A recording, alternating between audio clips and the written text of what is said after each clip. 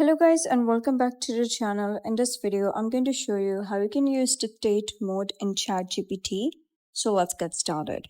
First of all, you're going to simply open ChatGPT and open any of the conversation you want.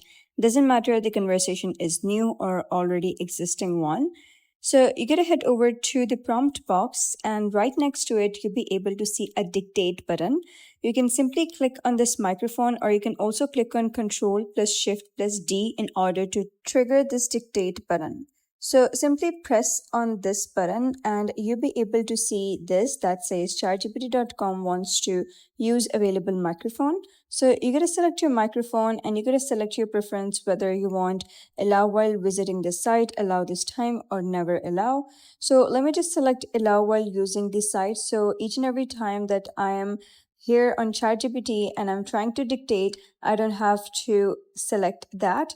So you can say anything you want to do so and just press this tick icon and it's going to change your dictation into text form and then you can simply press send prompt. You can also dictate further if you want to do so, and once you're completely done, you're going to simply press this button right next to it that will send your prompt and you're good to go. So that's it for today's video.